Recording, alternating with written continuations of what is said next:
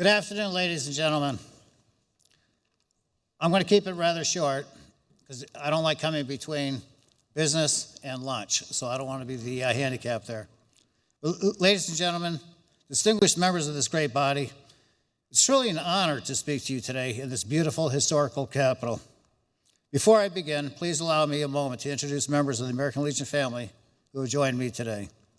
We have with us the Commander of South Carolina American Legion, Bruce Dunnigan of Loras, National Executive Committeeman and Acting Adjutant for the Department of South Carolina, Jim Hawk of Irmo, Cecil Phillips, alternate NEC from Rock Hill, the American Legion Auxiliary Department of South Carolina Senior Vice President, Beth Bryant of Columbia, South Carolina, and the Sons of the American Legion South Carolina Detachment Commander Ross Polson of Rock Hill. Ladies and gentlemen, on January 20th, my organization, the American Legion, had the great honor of hosting the Salute to Heroes Ball in Washington, D.C. as part of our nation's inaugural celebration. These special events have been held by the American Legion for every presidential inauguration since 1953. During these salutes, we celebrate the heroes who make such occasions possible, our nation's Medal of Honor recipients. This year, we are very fortunate to have 24 living Medal of Honor recipients as our special guests at our ball. As most of you are probably aware, the Medal of Honor is our nation's highest military award. Just over 3,500 heroes have been awarded the Medal of Honor since President Lincoln authorized its creation in 1861, and today only 61 are still living. Those who have earned the award are not winners. They didn't receive their medals by placing first in a contest or besting opponents in a competition. Medal of Honor recipients are recognized for unwavering devotion, extraordinary valor in combat, and conspicuous gallantry. Among the special guests at our Salute to Heroes Ball this year was the son of South Carolina United States Army Sergeant Major Thomas Paine. He didn't write the revolutionary pamphlet, Common Sense, like the other Thomas Paine. And while his name is spelled P-A-Y-N-E, he certainly inflicted pain on the enemy. If you don't know the story of this Delta Force legend, allow me to go over a few highlights. He was born in 1984. He grew up in Batesburg, Leesville, South Carolina, the son of a police officer. He understood service at an early age and enlisted after graduating from Lugoff Elgin High School in 2002. He says his decision to be an Army Ranger was made when he saw the video of the towers falling on 9/11. During his very distinguished career, Sergeant Major Paine has been deployed 17 times, including tours in Iraq, Afghanistan, and Africa. But it was his actions on October 22nd, 2015 that are permanently etched among the bravest in military history. As a sergeant first class at the time, Thomas Paine led an assault team that was clearing buildings in Iraq's Kirkuk province. Intelligence revealed that these buildings were being used by ISIS to hold hostages. Under fire from the beginning, Paine and his men fought their way into the first building, freeing 38 hostages in the process. After hearing a call for help, he entered a second building. As the burning building began to crumble, he engaged enemy fighters before trading his rifle for bolt cutters so he could rescue even more hostages. Despite losing teammates, Sergeant First Class Paine made numerous trips in and out of the building until 38 more hostages were freed. As a result of the actions of Paine and his team, 75 hostages were rescued from the ISIS compound. In 2020, he received the Medal of Honor from President Trump for his actions. Fittingly, it was presented on September 11th, the 19th anniversary of the attacks, which inspired him to join the military in the first place. While a brother in the Army and another in the Air Force, service runs deep in the veins of the Paine family. This is not surprising given the culture of the patriotic palmetto state. Here are just a few examples of the selfless service that we find in communities throughout the great state of South Carolina.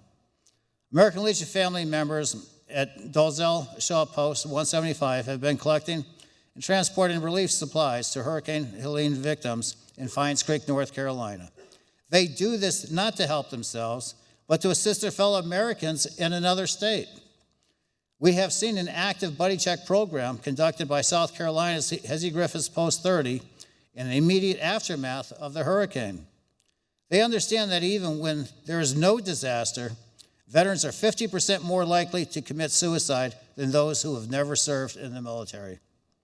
Buddy checks are our way of proactively engaging with veterans, not just to prevent suicide, but to foster camaraderie and wellness. I would also like to recognize American Legion Larry Jeffers Post 195 in Luckoff. Last May, Post 195 was named the Kershaw County Chamber of Commerce 2024 Nonprofit of the Year. This is a particular inspiration since the post was on the verge of foreclosure during the COVID-19 pandemic. Also last year, American Legion Post 124 in Walhalla rededicated the village of Newry's World War II Memorial. It was in conjunction with the 130th anniversary of Newry's founding. These are just a few of the examples and activities and accomplishments of local American Legion posts spread throughout this great region. While I'm here, I'd also like to extend my congratulations to Andrew Berman of Tega City.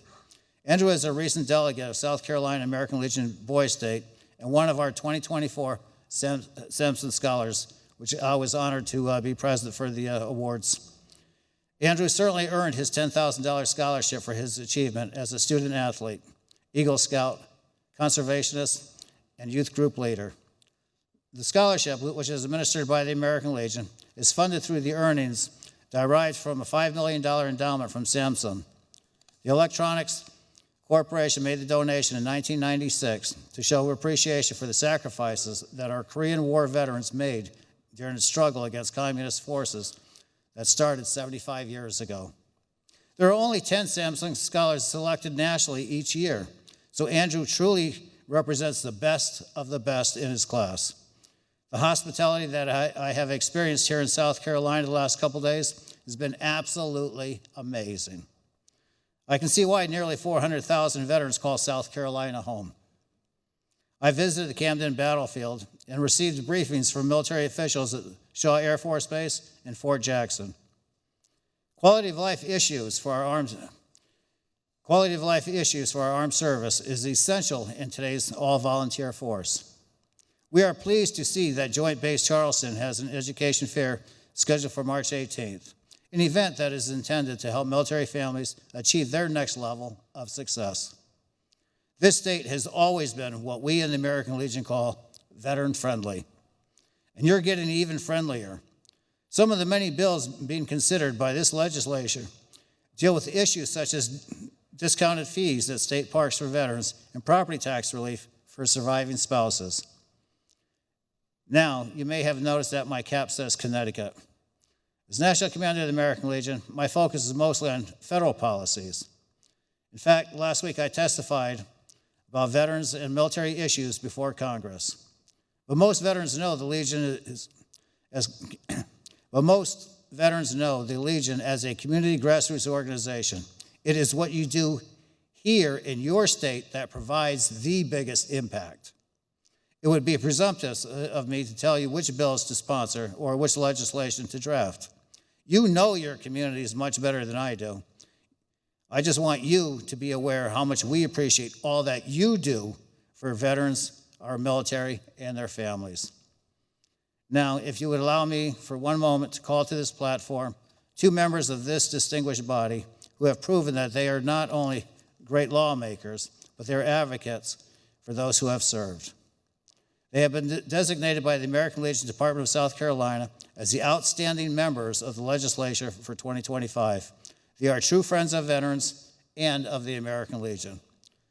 Senator and Representative Shane Massey and Bobby Cox, would you please join me? If you allow me the liberty, I'll read it to you. The American Legion Department of South Carolina Special Legislative Award presented to Senator A. Shane Massey in recognition of and appreciation for his many years of outstanding service to his community, state, and nation. Dated today, March 5th, 2025.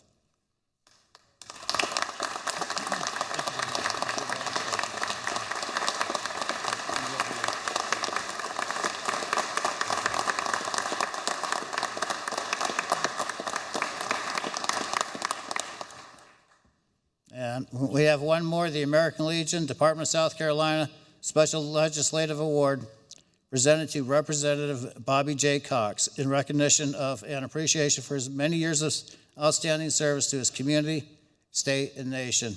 This too is dated today, March 5th, 2025.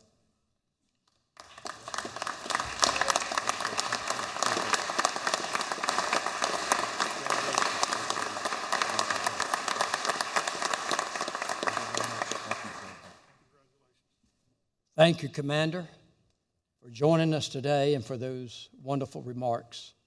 We appreciate the service of the American Legion, and as you said, certainly right here in our local communities where they're making a tremendous impact.